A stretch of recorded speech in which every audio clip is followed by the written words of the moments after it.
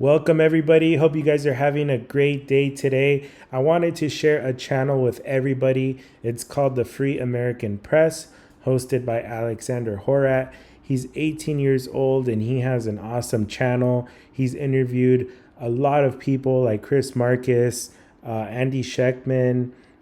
He's interviewed Economic Ninja, Jordan Maxwell, George Gammon. He has an awesome channel. I'm subscribed, and I recommend everyone heading over to this channel and giving him a subscribe because he puts out really good content.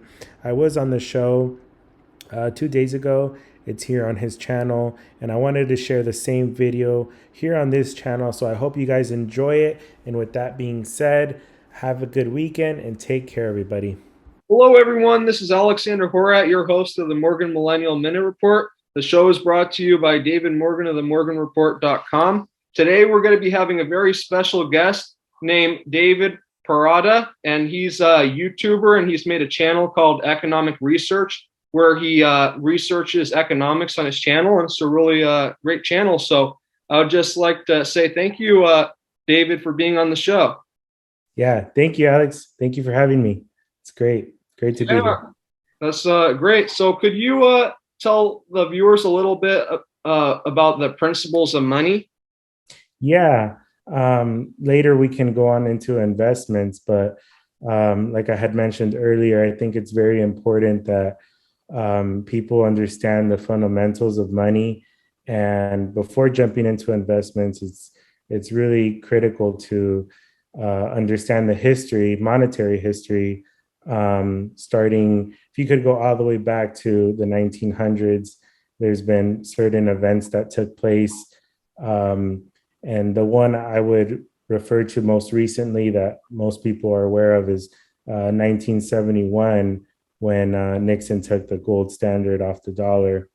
And ever since then, we've had a lot of money created or currency created, and the real money, which is gold and silver, has been taken out of the system. So I think it's very important to do some research on that.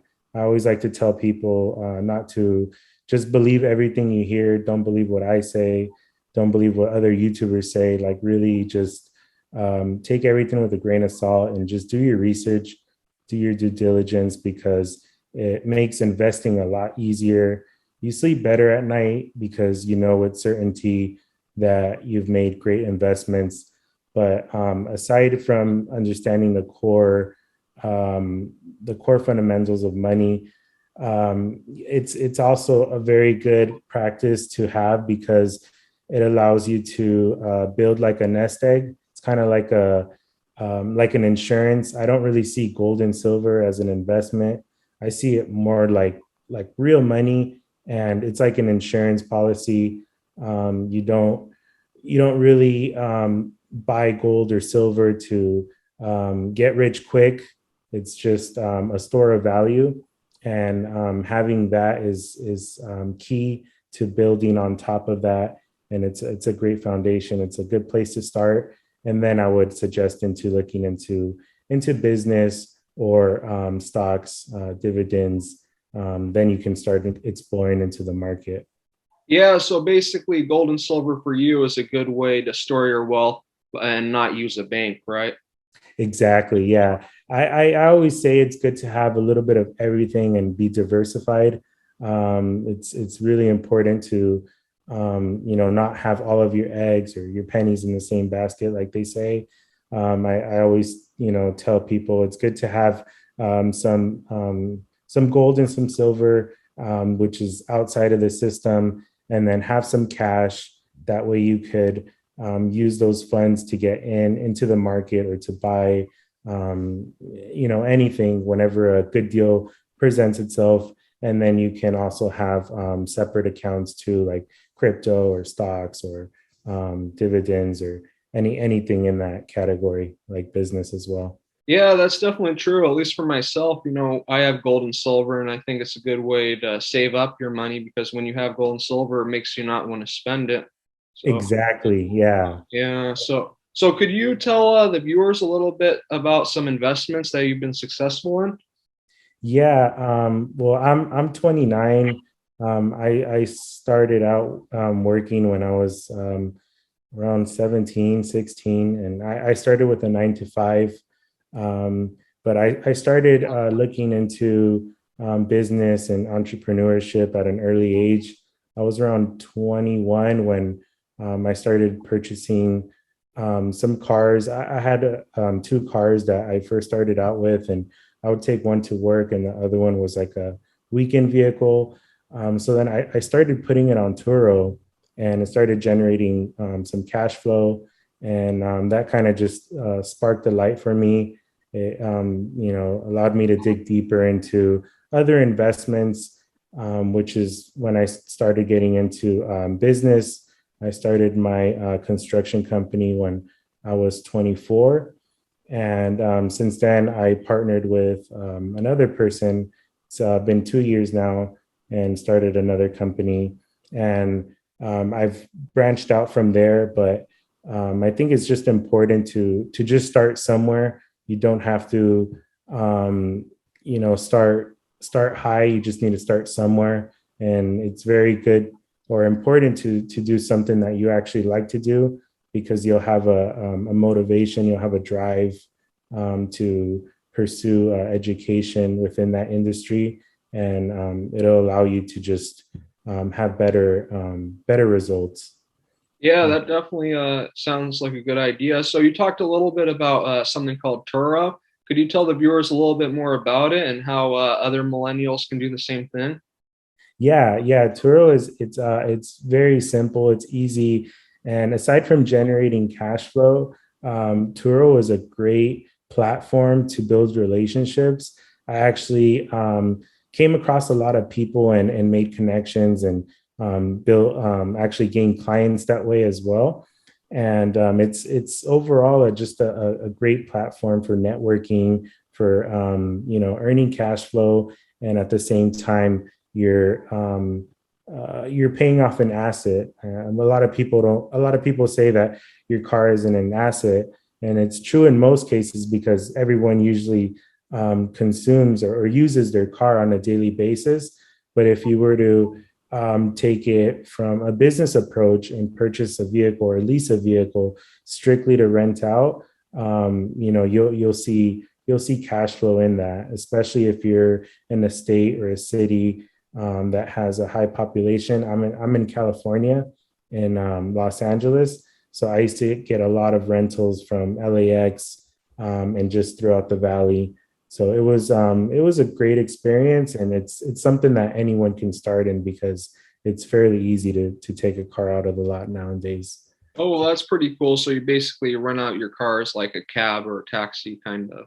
Yeah, and I mean, it doesn't take any of your time.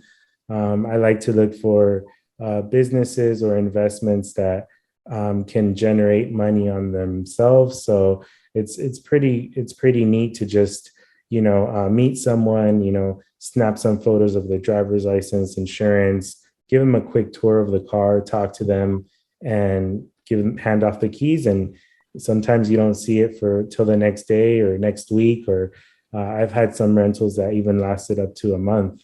So Oh, it's wow. yeah, it was a really good time, but then obviously I moved on to other things. Yeah. Yeah, so you're running a successful construction business now. So could you tell everyone how you made this new business by yourself and how it's all going right now? Yeah. Well, starting a business it's not easy. It's a lot easier when you do it with other people, people that you trust and people that you know. But my first business I did start on my own, and I had to educate myself from different entities, how to structure myself, doing bookkeeping, my own accounting, my own invoices, my own proposals. I would meet with clients, by myself, have one-on-one, pretty much, what would you call it, appointments, take measurements, do estimates. So it's a lot of work. That's why the second one, it was a great decision to partner because two heads is better than one, and you make less mistakes. But I did learn a lot from the process, and it would be way too much for me to break everything down. But it's worth learning because everything in life is sales. So it doesn't matter if you own a business or not. I would say like the first thing to really get down is just sales. You have to learn how to do sales to succeed in life and in a business environment, and that's probably, I would say, like the most important thing out of the business. Everything else you can just hire out. You can hire a CPA, you can hire an assistant, but having a good salesperson on your team, or just you being great at sales, that's what business is all about, in my opinion. Yeah, that's definitely true there. So what were some ways that you increased your sales? Just being honest with clients. Just there's a lot of jobs that were offered to me, and I knew I just didn't have the manpower, or I just didn't have the expertise to get it done. So just not putting yourself in a position to where you're going to be caught up in a bind, is it's very important, and just doing a good job.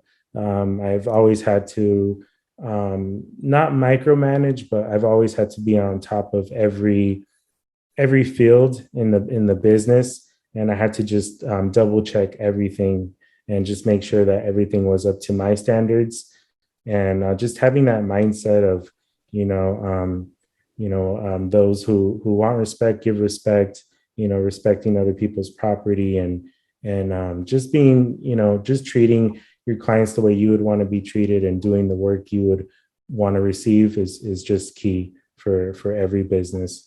Yeah, it sounds like that's a really good idea because you keep a good name for your business. You're reputable, and that's a really good thing. So, did you have to do any advertising for your business, or was it pretty, word of mouth for you? In the beginning, I did do a lot of advertising. I was doing marketing on Yelp, on Google, Home Advisor, Build Zoom, Angie's List, just getting my name out there. And also, I have a lot of family that's in construction. So I was able to reach out to them, which was a huge help for me, and actually build relationships with other contractors. Maybe they weren't in the specific field that I was in, but they were doing something similar, like, for example, framing or drywall. And they would pass down, the bathroom remodel or kitchen remodel to me, something that wasn't in their field, but it was in mine. So just having those close relationships, and just being open to building more relationships um, with like an honest heart, and just doing good work is pretty much key right there. Yeah, so you seem like you used a lot of free advertising, with the internet and stuff. Did you use any physical advertising like billboards or signs?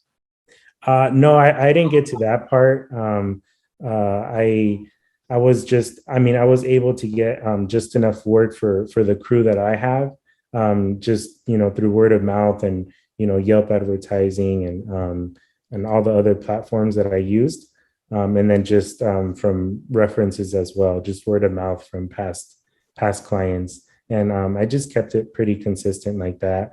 I haven't really expanded too much in construction because um, when it's a physical business, you can't really scale it that big, versus like an online business like Amazon, like Yeah. drop shipping, or even like YouTube. Just with the leverage of internet, it's just you have a lot more potential. So that's kind of like where I've been venturing onto now, is just mostly like online, and trying to use the internet as leverage to grow in business. Yeah, and your YouTube channel seems really good, and you talk a lot about crypto. Could you tell us a little bit about what you're doing with that? Thank you. Yeah. I first started the channel with the intention just to share knowledge, and my Twitter handle, which we can leave down in the description below, is it's knowledge to wisdom. The first word knowledge is abbreviated, but that was my main purpose of creating the channel, is just first sharing the knowledge, because in order to um, apply that wisdom, or to have the wisdom, you need to apply the knowledge. So first you get the knowledge, and then it leads to wisdom. So I was doing a lot of research last year, and it actually started in 2020, where I was doing a ton of research, and it got me into crypto. And I just wanted to share everything that I was learning, just to put it out there and help out those who were seeking that information. I try to upload consistently, but just with the whole work schedule, Yeah, it's that definitely makes sense. Have you been pretty successful in crypto trading? Yeah, I do have a few exchanges that I use. I want to say KuCoin is like my number one to go exchange, just because it has a lot of the smaller, lower cap altcoins that have some, 10x or, greater potential. But aside from that, I do use other exchanges when I can't find a specific project on KuCoin, but it's very rare. I have an account with BuyTrue, KuCoin. There's another one that's Hotbit. Um, but yeah, I use KuCoin the most, and I find it to be like very friendly user if you have some experience with exchanges, because I know as a first time crypto investor, it can be a little overwhelming looking at all the charts, just Yeah, quickly. definitely. Yeah. So I would say if you're starting off, I've made a few videos in the past, but I would recommend just starting off with Coinbase, Uphold, or Crypto.com, just to understand crypto a little bit better and kind of get your feet wet.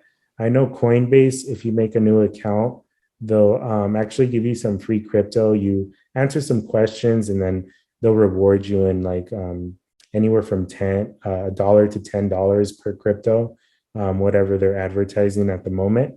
But it's a good way to just get started. It doesn't cost any money.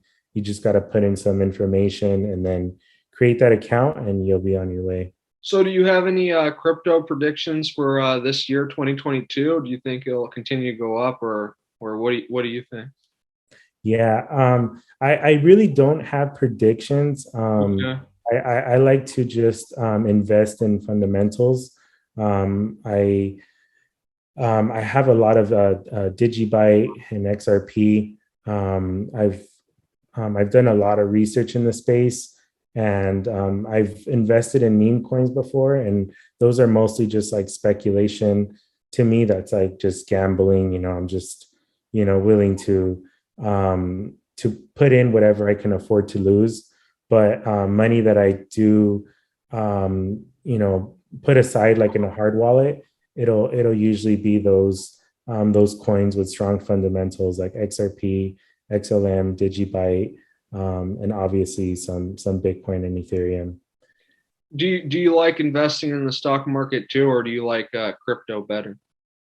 Yeah, I do like the stock market. However, I would prefer stocks that pay out dividends. I always like to look for cash flow or a return on my money. So if I am going to be investing in the stock market, it'll be some high dividend paying stocks or mining stocks. I do have a Vanguard account that I use for that, but it's not something um, that I use like on a daily basis. It's mostly just once in a while whenever I see that the stocks are taking a hit or miners are taking a hit, then I'll usually just dollar cost average in and add a little bit to my position. But yeah, same with crypto as well. When I first started, I was watching it like day to day, but then as time passed by, I started just investing or putting money in whenever the market pulls back. And obviously, just putting in whatever you can afford to lose, especially if it's meme stocks. You never want to, just put all your eggs in the same basket because it could backfire. Yeah, that's definitely true. And I think you're right with the mining stocks, with copper and uranium. I think like with Chile doubling their tax on copper might Yeah. increase the prices. So what's your favorite dividend stock? My favorite, I don't have a favorite. I have some AT&T, and I have a REIT that pays out. But I don't really have like one specific stock that like I put all my money into. I kind of try to spread them out. Same with the miners. I have some in Fortuna Silver. I have Uranium Energy Corp. I think there's like about 8 or 9 of them that I have. I'm pretty sure there's some that are more, but just off the top of my head, I can't really remember. I usually log into that account like once a month or so. My crypto account I log into more often, but not so much the stocks. Yeah, and I can definitely understand why you like dividends because it actually, gives you money when you invest in a stock that doesn't have dividends. You're not getting any money back or unless you sell it, right? So Yeah. that's definitely a big factor. So I wanted to share the screen to show everybody your YouTube channel here. And if you'd like to tell everybody a little bit more about your channel, that would be great. Yeah, yeah, it's economic research. I first started out with crypto, doing a lot of crypto. But like I said, I think it's really important to understand what money is. And it's very important to look at the market from a macro perspective. And it's everything really ties in together: monetary history, the stock market, just current events, global events that are taking place. Everything is correlated. So it's really important to just have a broad view on everything, and just not take a specific industry or a specific income to heart. It's always good to just be diversified. In my opinion, that's what's worked for me. It's good to be diversified and just have a macro perspective. So that's what I try to bring to the channel, and just everything that has to do with investing as well. Yeah, that seems really great, Daniel. And I'd just like to thank you for your insight on all this. Is there anything else you'd like to add to the show? No, I think we covered it all, but it was great talking to you, and let's see if we can do this soon. Yeah, that definitely sounds great. We'd like to have you back on the show again. And if everybody could please check out Daniel's show, Economic Research, that'll be really appreciated. And if you would also please subscribe to the morganreport.com. You can see that link down in the description. And thanks again for everyone who is watching, and God bless. Thanks, Alex.